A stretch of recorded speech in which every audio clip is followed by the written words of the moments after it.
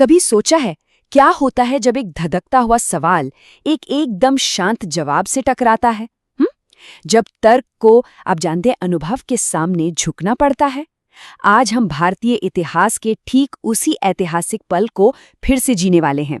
विवेकानंद और रामकृष्ण परमहंस के उस महामिलन की कहानी, एक ऐसी कहानी जिसने सिर्फ भारत ही नहीं बल्कि पूरी दुनिया की सोच को हमेशा हमेशा के लिए बदल दिया। क्या आपने ईश्वर को देखा है? ये कोई मामूली सवाल नहीं था। ये तो एक नौजवान के मन की वो ज्वाला थी, वो बेचैनी थी जो हर किसी से, हर ज्ञानी से बस यही एक बात पूछती थी। और यही वो आग थी जिसने नरेंद्र नाथ दत्त नाम के एक लड़के को स्वामी विवेकानंद बनने की राह पर, आप कह सकते हैं, धकेल दिया। तो चलिए इस अद्भुत सफर का पहला पड़ाव शुरू करते हैं। मिलते हैं उस असाधारण युवक से, उस जिज्ञासु से जिसकी ज्ञान की प्यास ही उसे उसकी मंजिल तक ले जा रही थी। नोबेल पुरस्कार विजेता रोमार रोलॉ ने ये कहा था, और ये शब्द आप जानते हैं नरेंद्र नाथ के व्यक्तित्व की एकदम सही तस्वीर खींचते हैं। उनका तेज, उनकी बुद्धि, उनकी लीडरशिप, मतलब वो जहां भी जाते थे हमेशा सबसे आगे ही रहते थे, चाहे वो पढ़ाई हो या कोई भी और फील्ड। तो देखिए, कैलकाटा के प्रेसिडेंसी कॉलेज में उन्होंने वेस्टर्न फिलॉसफी और लॉजिक, इन सब में महारत हासिल कर ली थी।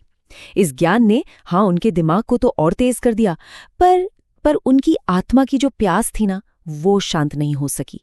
और वो एक सवाल कि क्या ईश्वर को किसी ने देखा है, वो उनके अंदर और भी गहरा होता चला गया।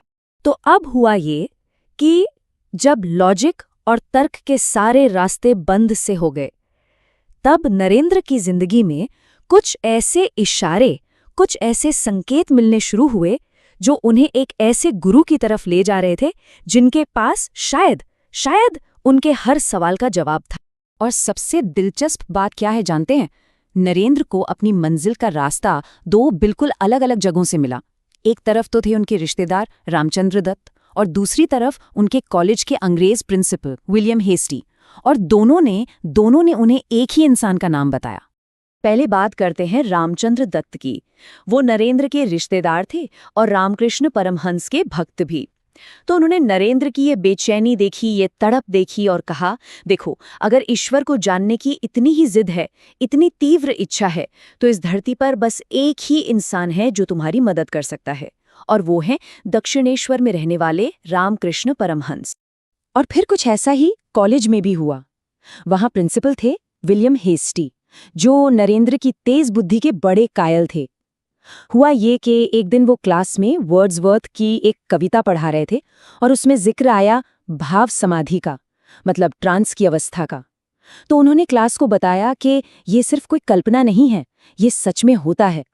और उन्होंने अपनी पूरी जिंदगी में सिर्फ एक ही इंसान को उस अवस्था को असल में जीते हुए देखा है, और वो है दक्षिणेश्वर के संत रामकृष्ण परमहंस। अब जरा सोचिए, दो बिल्कुल अलग अलग भरोसेमंद लोगों से एक ही नाम सुनने के बाद नरेंद्र के मन में रामकृष्ण से मिलने की उत्सुकता कितनी बढ़ गई होगी। और बस यहीं से उस ऐतिहासिक मुलाकात की जमीन तैयार हुई। एक ऐसी मुलाकात जो भारतीय अध्यात्म के इतिहास की सबसे बड़ी घटनाओं में से एक बन गई। बात है नवंबर 1881 की, एक महीना जिसने इतिहास की धारा को ही मोड़ कर रख दिया। तो ये जो पहली मुलाकात थी, ये दक्षिणेश्वर में नहीं हुई, ये हुई थी कलकत्ता में रामकृष्ण के एक भक्त सुरेंद्रनाथ मित्र के घर पर।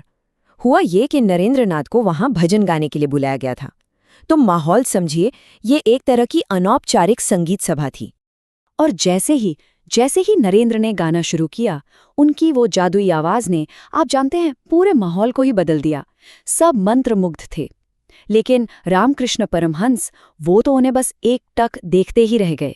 ऐसा लग रहा था मानो वो किसी गायक को नहीं बल्कि उस शिष्य को देख रहे थे जिसका वो न जाने कब से इंतजार कर रहे थे। गाना खत्म हुआ और रामकृष्ण ने नरेंद्र से बस एक छोटी सी बात कही, एक बार दक्षिणेश्वर आना।